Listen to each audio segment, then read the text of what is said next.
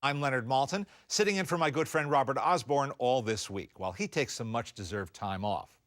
Tonight, TCM has kicked off a 24-hour salute to the Library of Congress Film Archives, one of the many organizations that devotes a great deal of time to restoring and preserving great cinema treasures. Over the years, the library has preserved over 750,000 films, including tonight's selections. With me right now to discuss our next film is one of the key players at the Library of Congress, Patrick Lockney. Welcome back, Pat. Thank you. Our next film is Babyface, released by Warner Brothers in 1933 and restored by the Library of Congress after an uncensored version was discovered in 2004. Now, this is really quite a saga. Well, it is. It's unusual, but again, it's an example of the sort of happy discoveries that still take place in a film archive.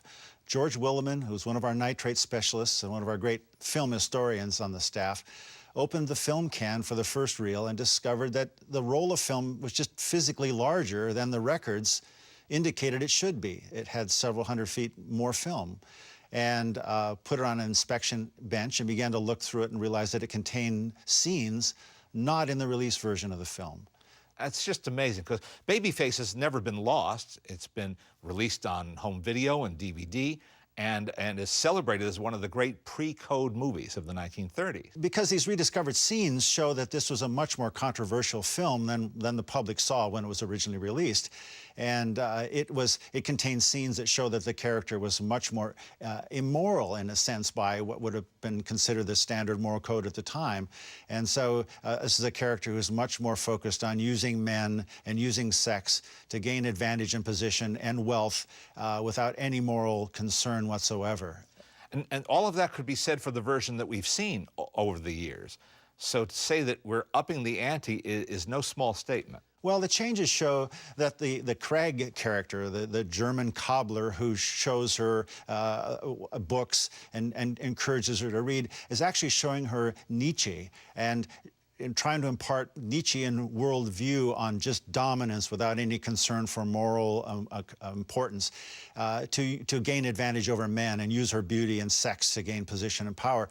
In the public release version, the suggestion of Nietzsche is removed. It's just not available. And there's more of a moral tone to the movie that indicates that whatever she's doing is not right. But that's not so clear in the original version of the film.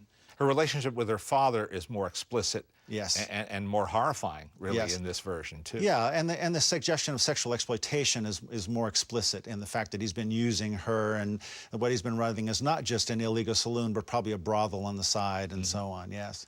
Now, we should say that Warner Brothers didn't even have this version of the movie in its vaults. Well, that's right. It was really unknown. The records that came in with the collection when the library received it did not indicate that it was a longer version. It just simply had the release footage indicated for each reel, and so it was really unknown. And as I say, when the moving image section was methodically going through and inspecting all the film elements, and Mike Michon runs the film division at the Library of Congress, and George Willeman began looking at this particular film, that's when the discovery was made that this was the original negative that had been before it was cut and changed for official release. Well, hold on to your hats, because here comes Babyface, with a cast that includes George Brent, Margaret Lindsay, and a very young John Wayne. Starring Barbara Stanwyck, directed by Alfred E. Green, from 1933, Babyface. I'm Leonard Maltin, and I'm back once again for my friend Robert Osborne. And I'm joined by Patrick Lockney from the Library of Congress as TCM pays tribute to the film conservation efforts of the library. The film we just saw, Babyface, was restored just in 2004 by the division that Patrick oversees, the Packard Campus for Audiovisual Conservation. What a find, and of course, what a movie. It is. People are looking for pre-code films, and with justification, because they contain a rawness, a reality that was lost after the code was fully implemented in 1934. And so there's been a sort of renewed effort in archives to look for these films that were, and still this is part of the history because they're being rediscovered. And now we're on the lookout to see if there are films for which the negatives were changed or cut, and we're looking for other pieces, and as other archives are now. So this has sparked a new kind of archaeology for pre-code films in the U.S. In some cases, there are different versions extant because of the local censor boards around the country. I'm told the New York State Censor Board was responsible for cutting the 4 minutes, those precious 4 minutes that you found. Well, there were state censor boards in many places in the U.S., but the New York State Censor Board was the most important because much of the film industry was centered there, certainly the financial part of the film industry. And of course, it was the major city for releasing films outside of Los Angeles. So they had immense influence. And so if the State Censor Board in New York made cuts, then that's pretty much the version that the rest of the United States saw. And 4 minutes were excised from the film, and it's those 4 minutes that have been restored to this particular version of the film. I just can't picture anybody but Barbara Stanwyck in this role. Can you? I can't. She was such a great actress, and in this case, she plays such an immoral woman, but driven and powerful, but also she gets to wear such beautiful clothes.